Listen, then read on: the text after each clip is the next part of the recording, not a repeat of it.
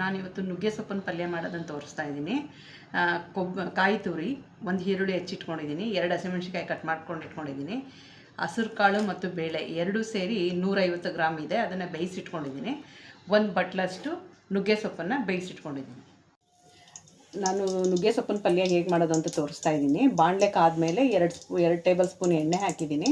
ಅದು ಕಾದ ನಂತರ ಅದಕ್ಕೆ ಈರುಳ್ಳಿ ಹಾಕ್ತಾಯಿದ್ದೀನಿ. ಈರುಳ್ಳಿ ಈಗ ಕೆಂಪಗೆ ಬಾಡಿದೆ. ಇದಕ್ಕೆ ನಾನು ಹಸಿಮೆಣ್ಸಿನ್ಕಾಯಿ ಹಾಕ್ಕೊತಾ ಇದ್ದೀನಿ. ಹಸಿಮೆಣ್ಸಿನ್ಕಾಯಿ ಒಂದು ಸ್ವಲ್ಪ ಬೇಯಬೇಕು, ಅದು ಹಸಿ ವಾಸನೆ ಹೋಗ್ಬೇಕು. ಈಗ ನಾನು ಬೇಯಿಸ್ಕೊಂಡಿರುವಂಥ ನುಗ್ಗೆ ಸೊಪ್ಪು ಹಾಕ್ತಾಯಿದ್ದೀನಿ, ಮತ್ತು ಬೇಯಿಸಿಟ್ಕೊಂಡಿರುವಂಥ ಕಾಳು ಹಾಕ್ತಾಯಿದ್ದೀನಿ. ಎಲ್ಲ ಚೆನ್ನಾಗಿ ಮಿಕ್ಸ್ ಮಾಡ್ಕೋಬೇಕು. ಈರುಳ್ಳಿ, ಕಾಳು, ನುಗ್ಗೆ ಸೊಪ್ಪು ಎಲ್ಲ ಚೆನ್ನಾಗಿ ಮಿಕ್ಸ್ ಆಗಬೇಕು. ಈಗ ನಾನು ಕಾಯಿ ತುರಿ ಹಾಕ್ತಾಯಿದ್ದೀನಿ. ಕಾಯಿ ತುರಿ ಹಾಕಿದ ನಂತರ ಮತ್ತೆ ಅದನ್ನು ಮಿಕ್ಸ್ ಮಾಡ್ಕೋಬೇಕು. ಈಗ ಪಲ್ಯ ರೆಡಿ.